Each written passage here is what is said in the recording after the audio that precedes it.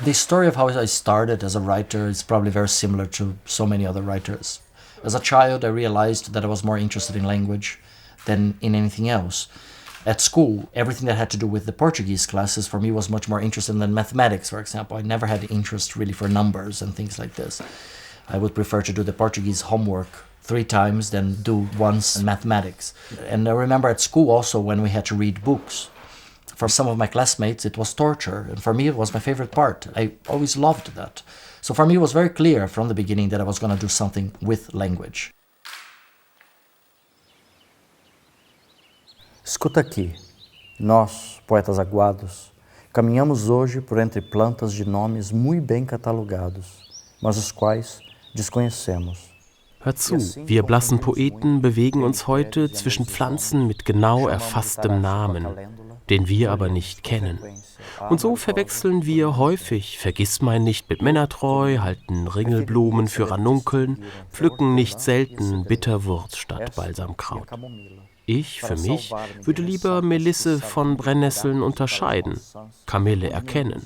Lindern beide kann sein den Kater meiner Nächte in Buchten und schädlichen Gräben, wo hagere Knaben lang, fast wie Aale sich an ganz und gar nicht lichten Zitronen halten, eines Ex-Cocktails oder Tequilas. Dies ist meine Danksagung an euch, gepriesene Poeten, geliebte Vorfahren, Weltbürger des vergangenen Jahrhunderts. Die Reinheit eurer Sprache bewahrt uns vor lästigen Details. Für uns zählt endlich das Universelle. Ob Amsel, Bussard oder Nachtigall, wir besingen heute nur den Vogel, den Abstrakten, auf dem Ast des Baumes, den wir nicht benennen können. I came to see Berlin in the year 2000 and I was supposed to stay a week and I stayed a month because I just really enjoyed the city. It felt very familiar in some strange way, being from São Paulo.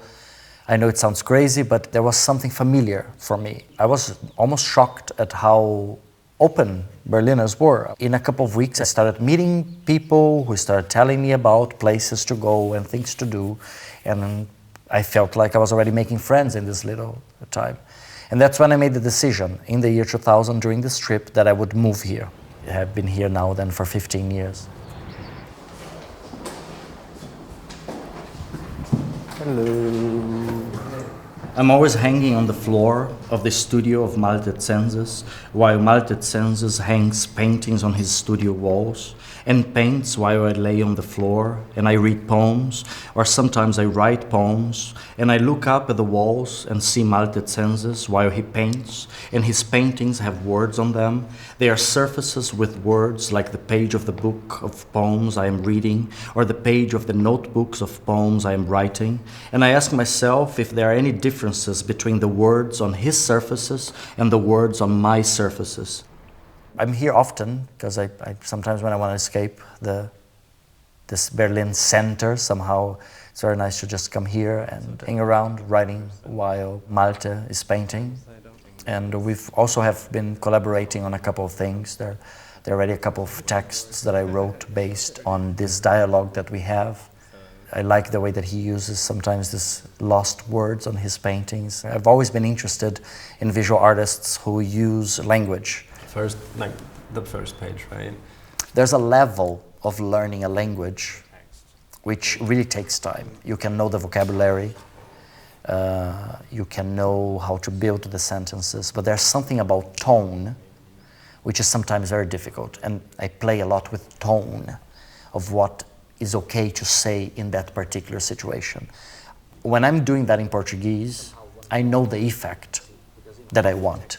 And there's a level also of the language which is like learning the names of the birds, learning the names of the trees, which is very important for me as a writer as well. I'm really obsessed with that. Sometimes I'm writing about in Berlin and I'm writing about a street. I don't want to say tree, I want to say, it's a birch, or it's an oak. And this is like where I'm trying to get now with the German.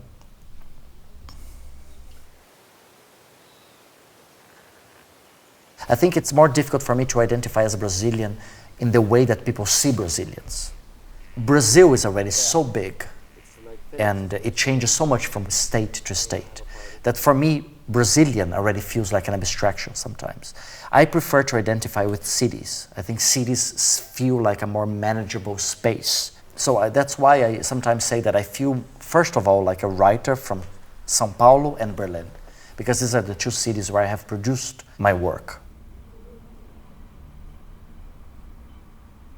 When I left Brazil, a few friends also left for other European capitals, and we compared experiences afterwards, and mine was by far the best in that sense of being able to integrate into a scene.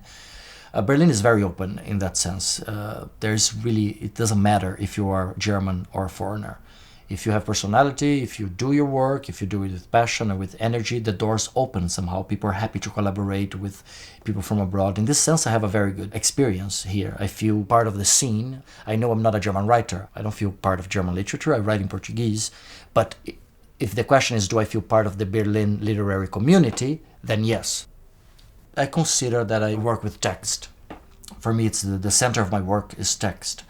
It doesn't matter to me if I'm going to publish that text on the page of a book. Publishing for me is the idea of making public, or if I'm going to perform that text on a stage, or if I'm going to put that text on a video. The thing is, poetry is usually consumed now like songs are.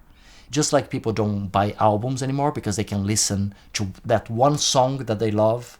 A lot of people read poetry through like one poem. They get one poem in the internet or another poem here and there. But I think poets just have to start finding a way to take advantage of this way of publishing and this way of reaching readers. And you can always make your money performing on stage. I think poets have to go back to the stage, have to go back to performance. But in terms of readership, I'm completely fine with being read on the internet. It's nice if people buy my book, but if there's somebody who loves one poem and wants to read only that one poem, I'm happy with that too. I write from my experiences, so obviously Berlin plays a major role because my experiences have been here. And of course the experiences of being a foreigner, the experiences of writing in a language that is not the language of the country where I am. And also in a way, I think my notion of identity has also played a role, of course. I think maybe I wouldn't talk so much about colonialism if I didn't live in Europe, because it was very interesting in that sense to be born in a country with a colonial experience, a country that was colonized, was invaded and colonized by a European nation, by Portugal, and then to be in the continent that profited from that colonialism. So it started playing a big role in my work. I come from a country where having a certain body, having a certain skin color, having a certain sexual orientation, which is a body thing, it can be a matter of life and death. It's extremely dangerous to be black in Brazil. It's dangerous to be a woman in Brazil. It's dangerous to be a homosexual in Brazil. So we can't afford to abstract the body like white heterosexual men have. They have this luxury. So for me, it's not an option to forget that my literary experience is happening within a body that decays, a body that can get sick, a body that can be hurt in the street if you don't walk the proper way. When I write a love poem as a man to another man, I know that in certain places in Brazil, this immediately has a political implication. When it's being translated, of course, this will have different implications here. Reading one of my homoerotic poems in Berlin has a completely different implication to reading that same poem in a small town in Brazil. It can be dangerous to read that poem in some places. In some places, it's illegal. It's not a matter of like shocking just for shock's sake. I wish my love poems were just that, love poems.